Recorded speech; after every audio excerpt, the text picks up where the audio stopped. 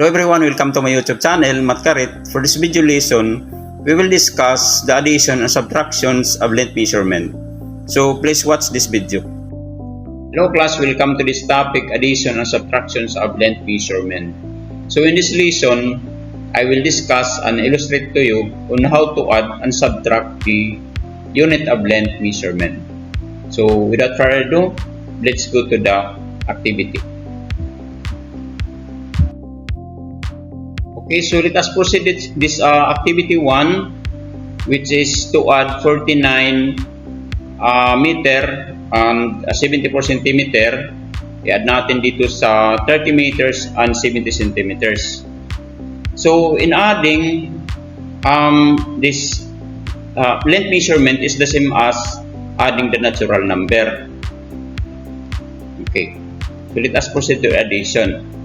So we have 49 meters and 74 centimeter is added to 30 meters and 70 centimeter. Okay, so 4 plus 0, that is 4, and 7 plus 7, that is 14. Okay, that is 144 centimeter. Next, let us add meter. So 9 plus 0, that is 9. 4 plus 3, that is 7. So we have 79 meters. So as you notice class, we have 144 centimeter.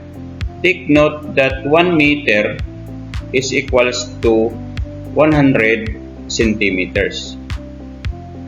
So therefore, we have to subtract 100 from this centimeter and we will add 1 meter. So 144 minus 100, that is 44. Sorry, is 44 centimeter, and this is 80 meters. Okay, nakuha guys? Okay, so let us proceed to activity 2. So we have to add the 16 meters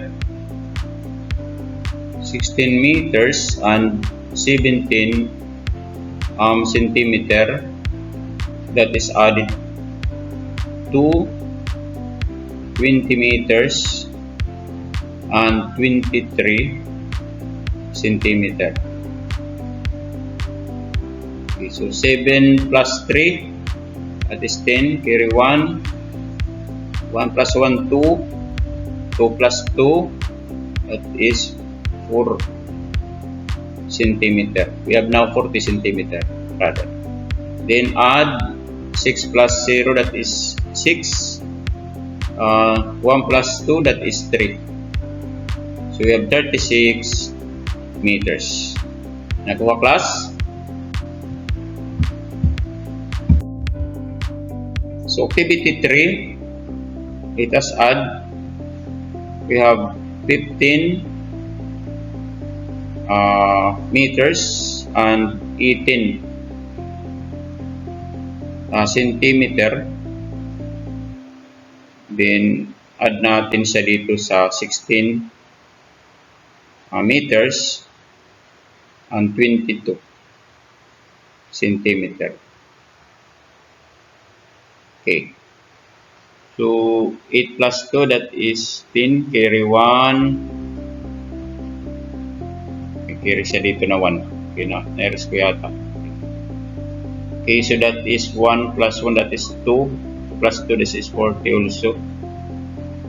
Sulat lang natin yung centimeter. Then 5 plus 6, that is 11. Carry 1, so that is 30. 31 meters. So that is simple class. Simple lang siya. Okay, nakuha. Okay class, so we are now in activity 4, which is the subtraction of the unit of length measurement. Okay, so we are tasked to subtract 49 kilometers and 365 meters from 64 kilometers and 185 meters. Okay, so let us do the subtraction. So we will write first the minuend, which is the 64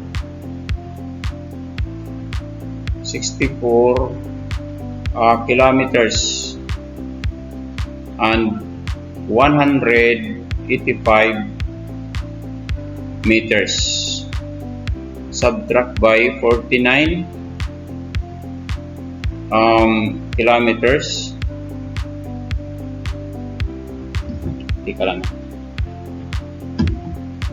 And 365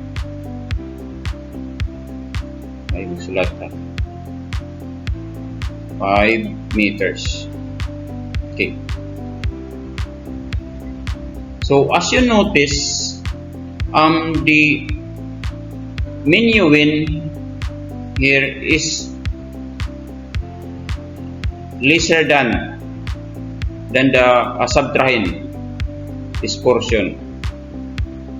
So therefore we have to borrow. Take note that 1 kilometer is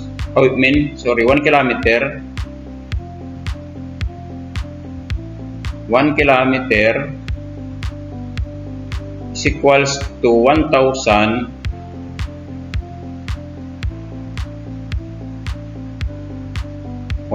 meters siya. Okay. So we have to borrow 1,000. So we have to rewrite. This becomes now 63 kilometers, and this is now 1,185 meters minus 49 kilometers and 365 meters. Okay, so with your calculator, we have to subtract 1,185 minus 365. So that is 820 meters. And 63 kilometers minus 49, so that is 14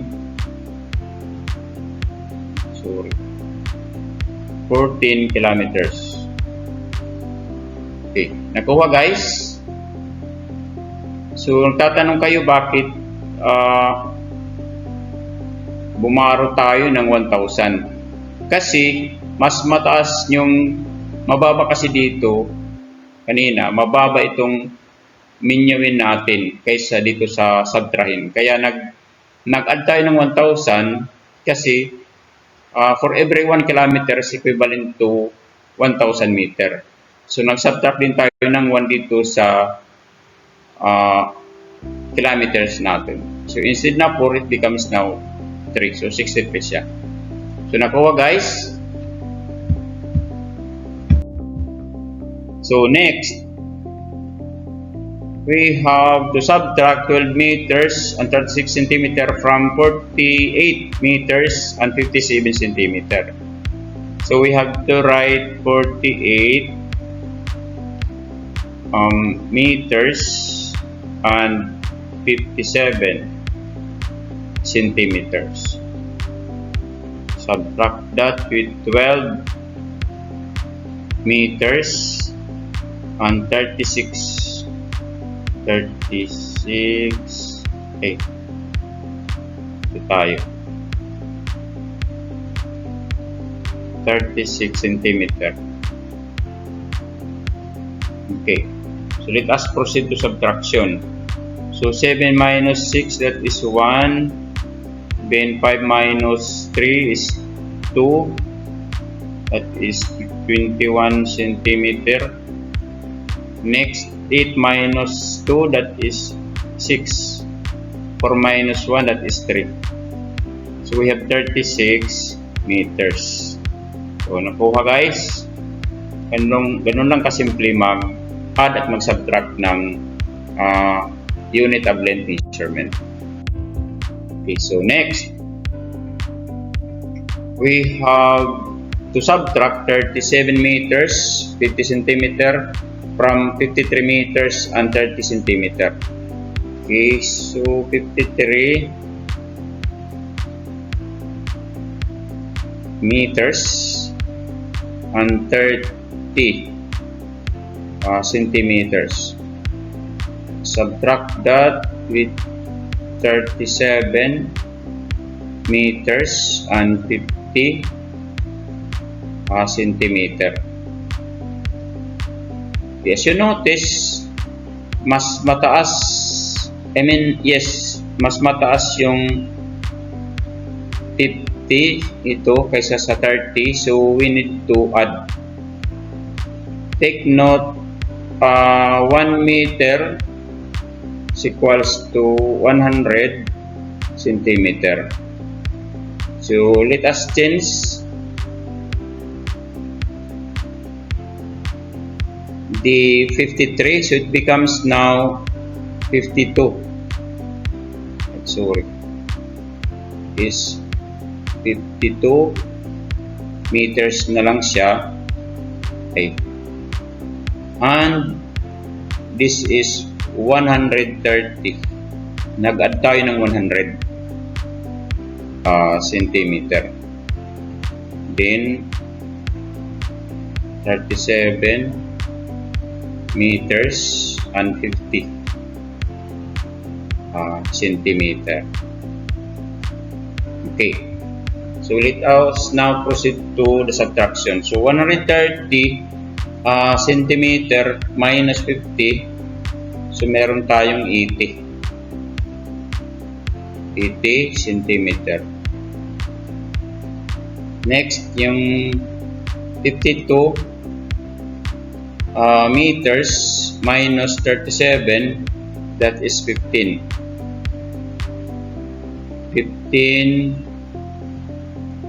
meters. Okay, nakuha class. Siguro naintindihan nyo na bakit ako nagbaro ng 100 dito sa naglagay ako ng 100 dito. So it becomes na 130. Dito, 30 lang siya. Bakit ako naglagay? Kasi mas mababa yung 30 sa 50. Yung ano natin, yung binabawasan natin, mas mababa siya kaysa sa binabawas natin. Kaya nagbaro tayo ng 100 kasi ang 1 meter is equivalent to 100 centimeter. Pero nagbawas tayo dito ng 1. Bawas tayo ng 1. So it becomes now 52. Nakuha guys. So I hope that you learned something from this video presentation. Again, until next video, thank you for watching.